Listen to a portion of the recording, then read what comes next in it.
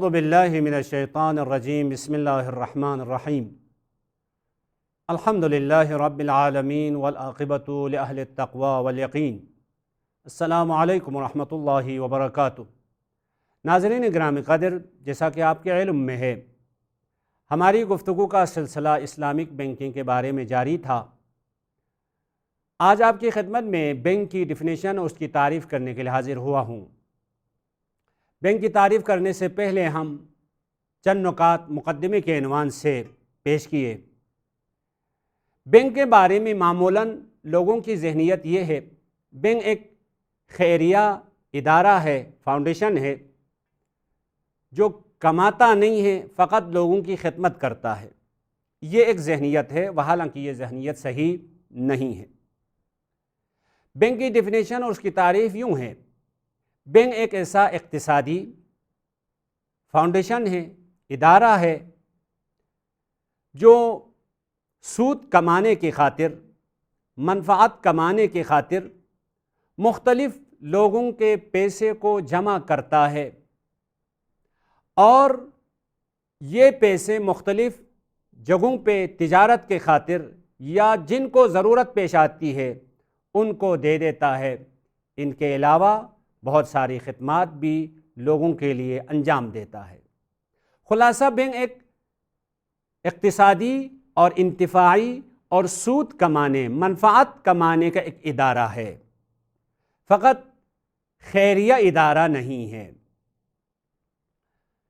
خود بینک کے بارے میں ایک سالم بینکنگ نظام اقتصاد میں انسان کے جسم میں سالم دل کی طرح کام کرتا ہے۔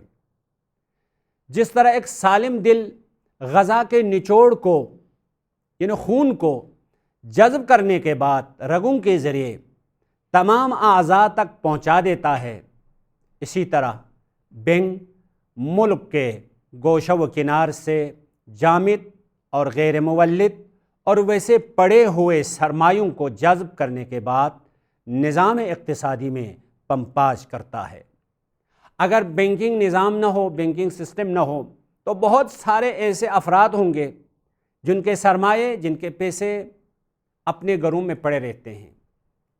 بینکنگ نظام کی وجہ سے، بینکنگ سسٹم کی وجہ سے ہر انسان چاہے اپنا سرمایہ کم ہو یا زیادہ گھر میں محفوظ نہیں کرتا ہے، بلکہ بینک میں لا کے جمع کر دیتا ہے۔ اب بینک ان تمام سرمایوں کو جمع کرنے کے بعد ملک کے اقتصادی نظام میں لگا دیتا ہے، لذا اقتصاد رشد کرتا ہے، اقتصاد ترقی کرتا ہے۔ بس بینک ایک اقتصادی نظام کے لیے دل کی حیثیت رکھتا ہے۔ یہ اس وقت ہوگا کہ یہ دل سالم ہو۔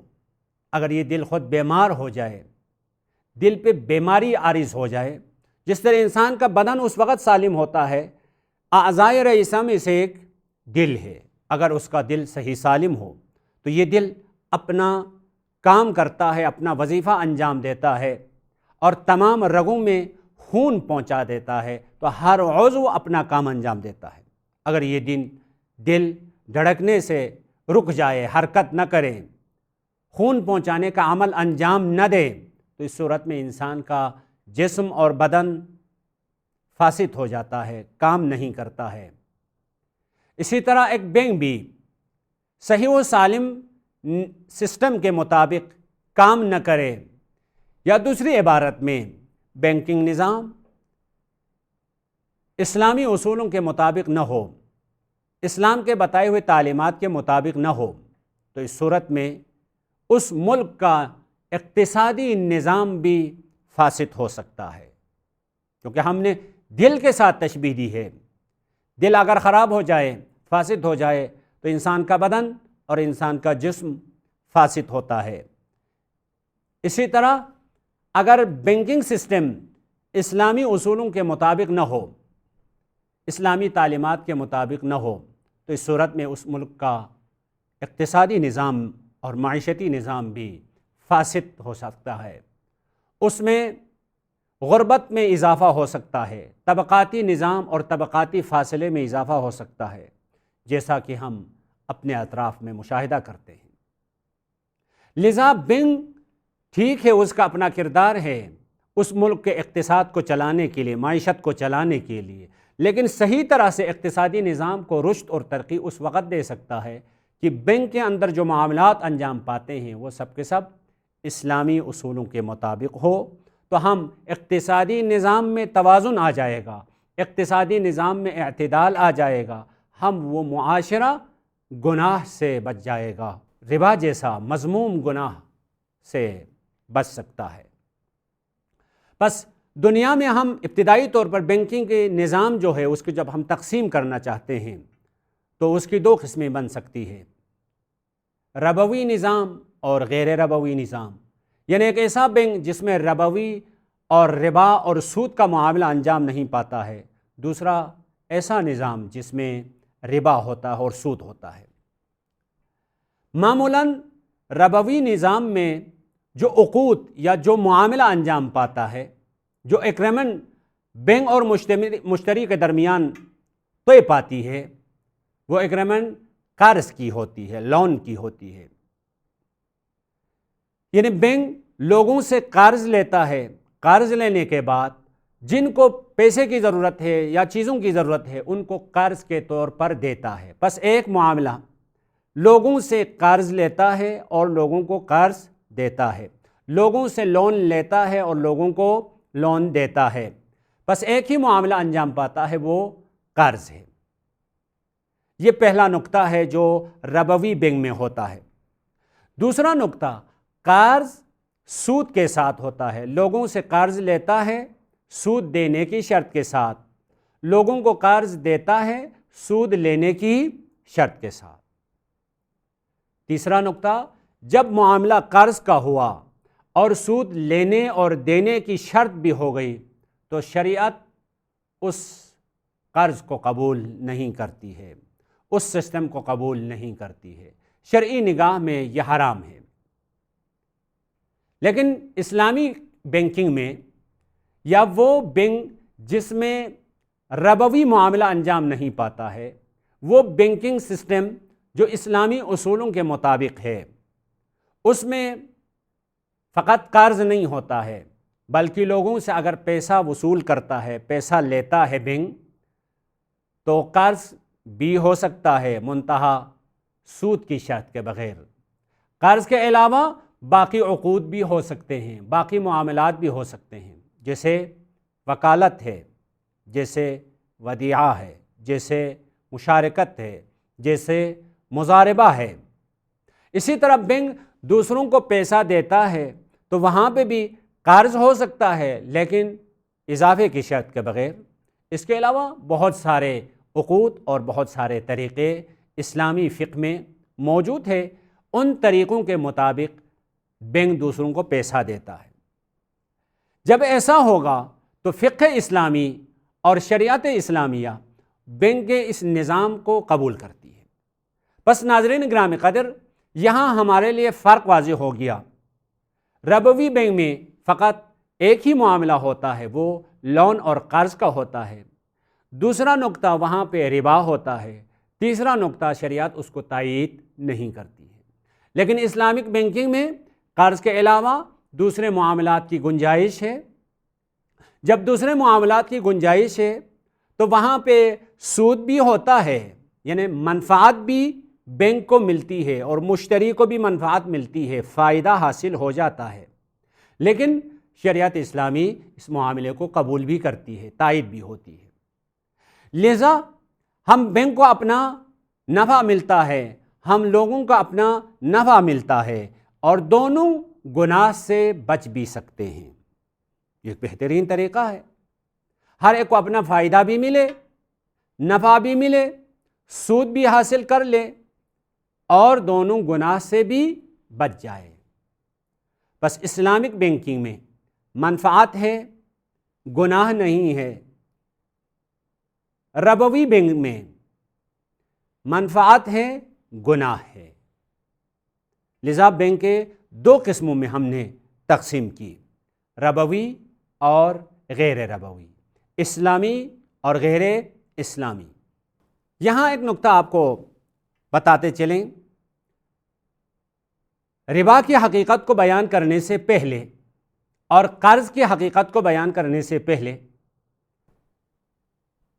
اسلامک بینکداری میں یعنی اسلامی اصولوں کے مطابق جو بینک چل رہا ہے، جو سسٹم چل رہا ہے، وہ لوگوں سے جب پیسہ لیتا ہے تو اس کے دو طریقے ہو سکتے ہیں۔ ایک طریقہ لون ہے، یعنی لوگوں سے قرض کے طور پر لیا ہے۔ اب قرض کے طور پر لیا ہے، اس کی پھر دو قسمیں ہو سکتی ہے۔ کرنٹ اکاؤنٹ بھی ہو سکتا ہے یا سیونگ اکاؤنٹ بھی ہو سکتا ہے۔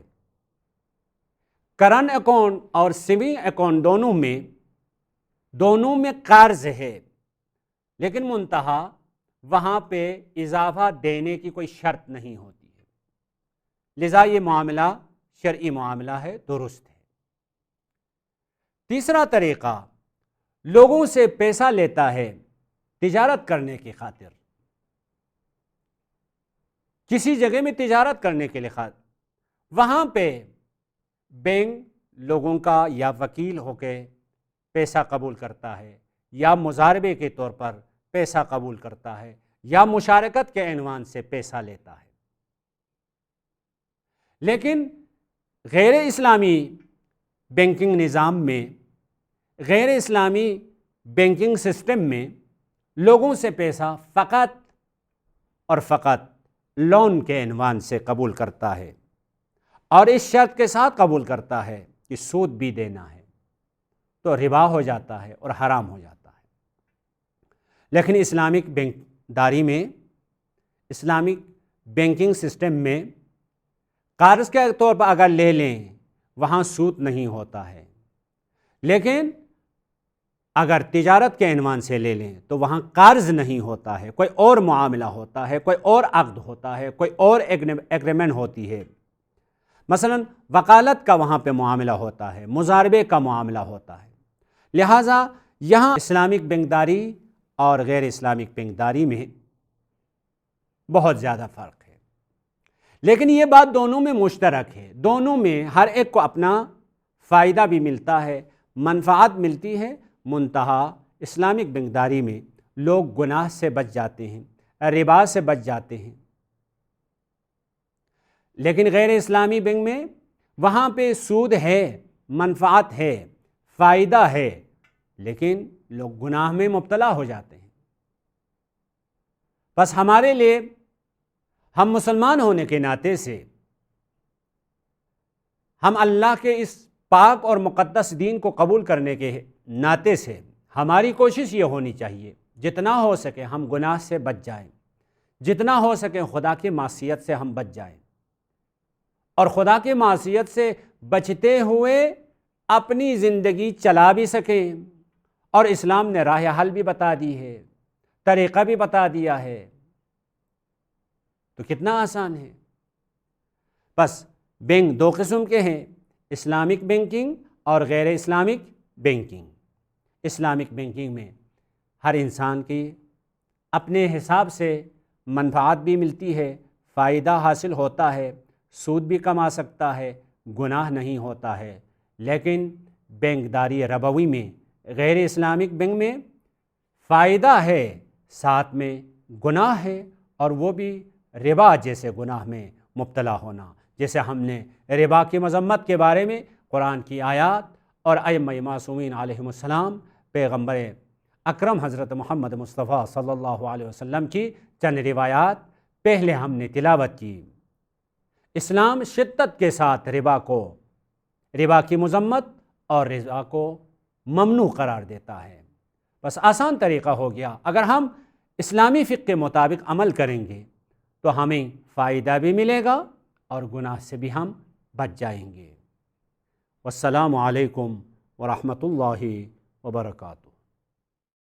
اللهم صل على محمد وآل محمد اللهم صل على محمد وآل محمد اللهم صل على محمد وآل محمد اللهم صل على محمد